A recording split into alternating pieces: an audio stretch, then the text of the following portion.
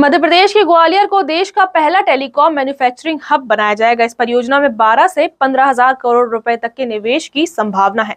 करीब 350 एकड़ में आधुनिक टेलीकॉम जोन विकसित किया जाएगा। यहां मोबाइल, 5G, 6G तकनीक और सेमीकंडक्टर से जुड़े उद्योग स्थापित होंगे। इस परियोजना से करीब 5,000 युवाओं को सीधे रोजगार मिलने का अनुमान है। सरकार का कहना है कि इससे ग्वालियर हाईटेक उद्योग का बड़ा केंद्र बन जाएगा।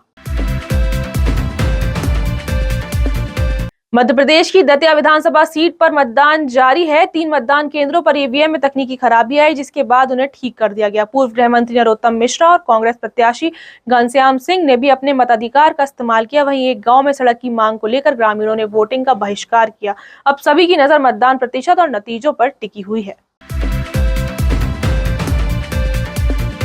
भोपाल में कई दिनों से चल रहा किसान आंदोलन अब खत्म हो गया है। सरकार और किसान संगठनों के बीच बातचीत के बाद सहमति बन गई है। सरकार ने मूंग की एमएसपी पर खरीद बढ़ाने और ई टोकन व्यवस्था फिलहाल रोकने का भरोसा दिया है। इसके बाद संयुक्त किसान मोर्चा ने धरना समाप्त करने का ऐलान कर दिया। 4 दिन तक चले इस आंदोलन के बाद किसान अपने अपने घर लौट गए हैं। राजधानी में अब हालात सामान्य होने वाले हैं। मध्य प्रदेश सरकार ने मूंग खरीद को लेकर बड़ा फैसला लिया है। किसानों की 25% नहीं बल्कि 60% उपज एमएसपी पर खरीदी जाएगी। सरकार ने स्लॉट बुकिंग की अंतिम तारीख भी बढ़ाकर 10 अगस्त कर दी है। खरीद की अंतिम तिथि जब 20 अगस्त तक रहेगी। ई टोकन व्यवस्था की समीक्षा के लिए भी एक उच्च स्तरीय समिति बनाई जाएगी। सरकार का कहना है कि इन फैसलों से ज्यादा किसानों को सीधा फायदा मिलेगा।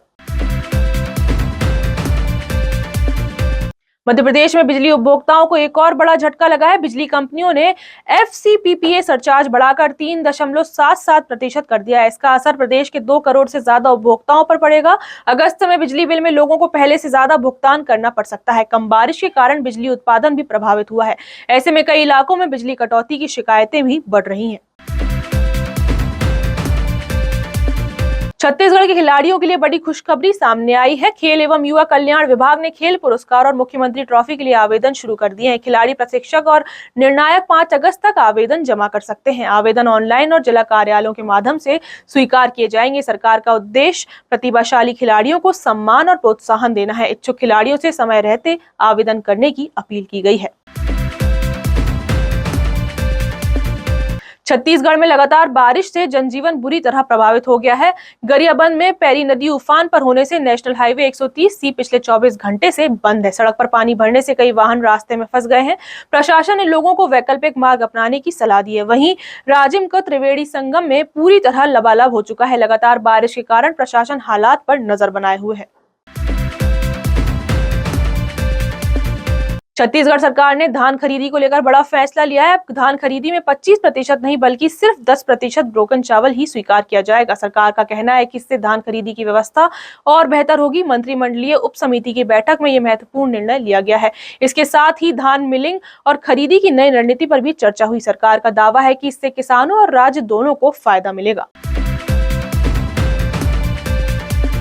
बिहार सरकार के मंत्री दीपक प्रकाश की नियुक्ति पर सुप्रीम कोर्ट ने सख्त टिप्पणी की है। अदालत ने पूछा कि बिना विधायक या एमएलसी बने कोई मंत्री 6 महीने से ज्यादा पद पर कैसे रह सकता है। कोर्ट ने इस मामले में बिहार सरकार से जवाब मांगा है।